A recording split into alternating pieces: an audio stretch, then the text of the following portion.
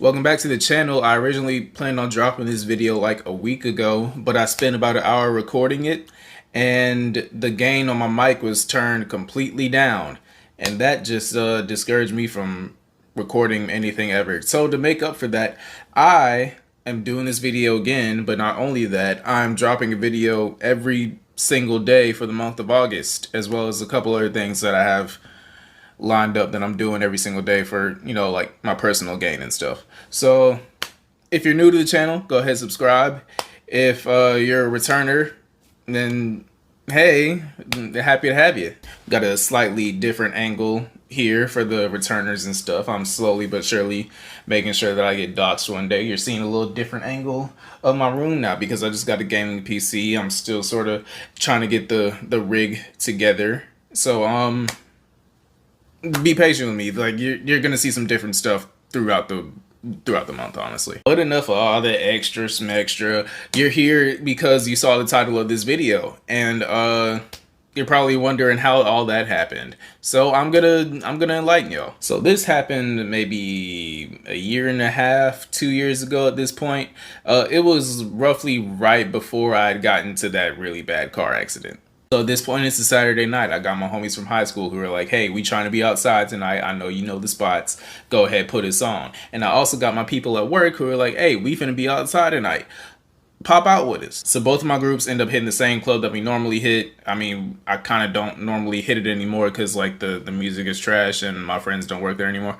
But like we were all at the same spot. And just how this night started, I knew that I was in for some bullshit. I ain't gonna lie. I get to the club with my homies from high school. I end up meeting all the people that I work with and stuff, and we're all, like slowly mingling together and stuff. I buy myself a drink, and we end up coming across this weird nigga.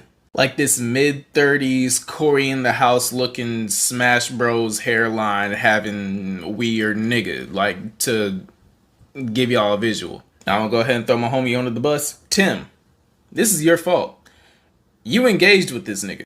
My boy Tim doesn't drink that much, so once he starts drinking, he's getting a little more loose and a little more social. So I think they were playing Wobble at this point. Yeah, the club was playing fucking Wobble.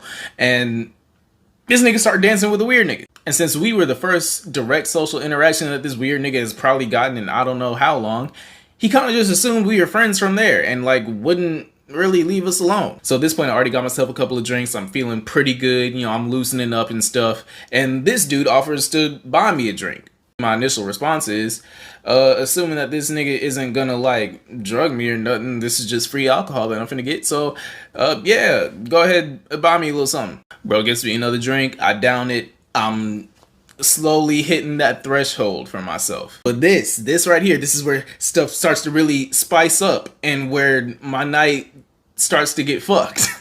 I had this girl that I worked with, and I was down horrendous for her. Like, I like this girl a lot. We're gonna call her Ivory for this story because she's Caucasian. And I know some of y'all niggas are gonna see that video that I made about white women on my channel like a few months back and be like, of course she was white. This nigga's a bunny hopper. I really don't be playing in the snow like that, and I haven't had an exclusive relationship with a white woman since pre-pandemic.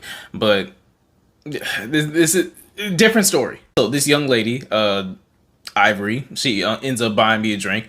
Not that I asked for it or anything like that, but she just felt the need to out the kindness of her heart, I guess. So as I'm finishing this fourth drink, I'm thinking, okay, like I'm pretty good. You know what I'm saying? Like I can ride through this for the rest of the night and shit ain't gonna get too crazy. And as I'm walking past the bar to get to this trash can so I can throw this last drink away, I run into another nigga that I know. And this other nigga that I know just ain't no regular nigga. Like, this is a very wild individual that I went to school with. He was like a couple years older than I was. I'm not gonna say his name, but I feel like some of the viewers may have possibly seen him in a couple of his more viral moments when he was off a perk and ran his car into the roof of a preschool.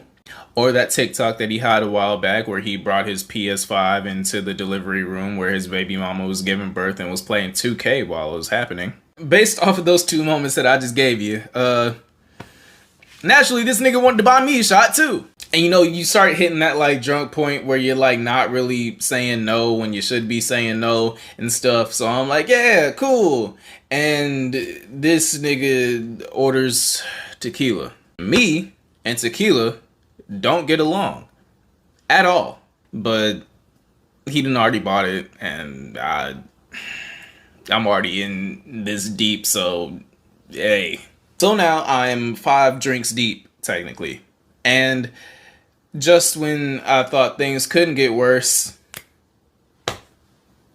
yeah. Around this time, my hair was growing out and I was actually starting to like get muscles and stuff and like look a little less homeless. So I was starting to get a little more attention from women and stuff. And I was getting some attention from this girl that I graduated with. And me and her, I've been texting a little bit over the past couple months at the time. And naturally, of all nights, she decided to pull up to the club that I was at. And we're going to call this young lady Ebony because she is not Caucasian. Now, on this night, Ebony has this nice emeraldy tight dress on. And I remember this because when she pulled up and, you know, she says hey to me and all the other people we graduated with and stuff, I texted her while she was right next to me. And I was like, why are you wearing that? You know, she's playing all dumb and stuff. And she's like, oh, what do you mean? Do you not like it? And I'm like, no, I love it. That's the problem. I drank a lot. Now, there are 3 bars within this club. And once my group expanded to this big old amalgamation of all these people that I knew, I decided to mosey onto another one of the bars. And just my luck, I end up knowing 3 of the other bartenders working in this fucking club tonight. And of course, these niggas are happy to see me and they're like, oh, Malcolm, take a shot with me. And my dumb drunk ass is just complying and I'm going with it. And I can't tell you what alcohols we were drinking. It was all feeling like water, but I know one of them gave me tequila because that one always just bites back a little harder and I always am unable to forget it.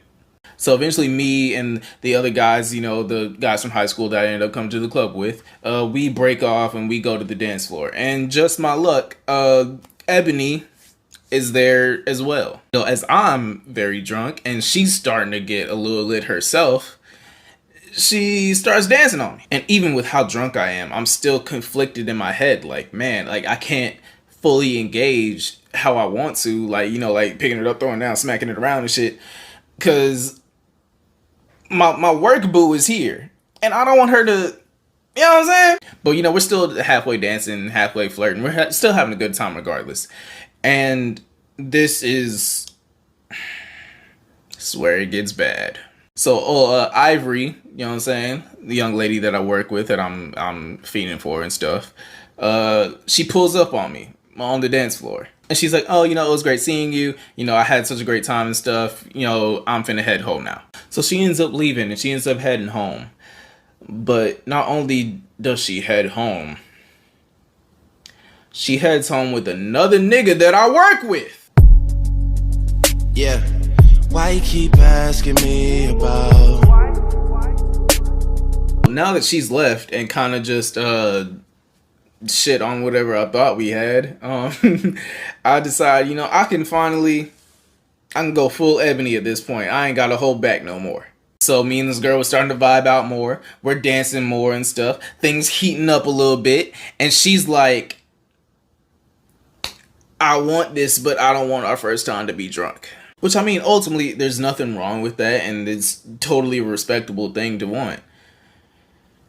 But damn! But at that point, you know, the club's about to shut down. It's roughly 2 a.m. So it's about time for everybody to part their separate ways. So I say bye to Ebony. I say bye to all my homies that I ran into. All the homies that I came to the club with. You know, peace. I'll catch y'all when I catch y'all. So then I start to walk to my car. But I don't know where the fuck my car is at. And you know, since I'm very, very, very, very inebriated at this point, I'm like, well, I guess I can just go find my car tomorrow. I don't live too far from here. I can just walk home. My house is downtown in my city and it is like a few minutes off of Broad Street. So walking to and from the club honestly isn't the worst thing in the world. It's roughly 20 to 30 minutes, which isn't that crazy. At least when you're sober. But the walk is a lot harder when you're drunk as fuck and you're dipping off in every other alleyway to get some pee out. But luckily I was able to finally make it home just to realize that my house key was in my fucking car. At this point, my drunk ass is defeated, and I fall to my knees on my front porch and just start throwing the fuck up. But me having the lovely, blessed life that I have and the amazing people who have always been there for me and stuff, one of the bartenders that night ended up coming to my crib to check on me, make sure, I got home safe and stuff, and saw me sprawled out on my front porch throwing the fuck up. So he finished letting me get all that gobbledygook out of my system and ended up hauling me into his car and taking me to his apartment. So he said, hey, you could just chill out here for the time being. When do we need to go get your car? And I'm like, oh yeah, I work at 9 a.m. So he's like, oh, that's cool. And just goes to his fucking room. So around 8 a.m., he takes me back downtown, helps me retrace my steps and stuff so I can finally find my car. And then I finally get to my car, I drive it home, I go shower, brush my teeth, freshen up however much I can, and then it's straight to work. And on that Sunday, I arrived at work the same way that I've spent too many of my Sundays at this point. Sloppy, hungover, no bitches. And I always like to give a little moral at the end of my stories and stuff. And I feel like it's pretty obvious with this one. Drink responsibly and learn to fucking say no sometimes. Because in the grand scheme of things, who knows what kind of drunk ass risk I was giving up to Evody and Ivory and stuff. Like, if I was halfway drunk, if I was like just fairly tipsy, I could have bagged something that night. I know I could have. But no, I wanted to drink how the cool kids drink, which led me into stumbling into work at 9 a.m. with a club wristband on my hand in front of my GM, dry as a whistle. That's about it, man. I got so much stuff to record if I'm gonna upload every single day because I work a lot of the weekend. So I'm finna go ahead and get to it. I gotta edit this. Yeah, but if you made it this far, thank you. You know what I'm saying? I'm not. We just rolling through it at this point. Like, comment, subscribe. I love y'all so much. Hope you enjoyed it. Yeah. Outro. Two things I ain't ever seen. A nigga that beat a gun and bitch I need.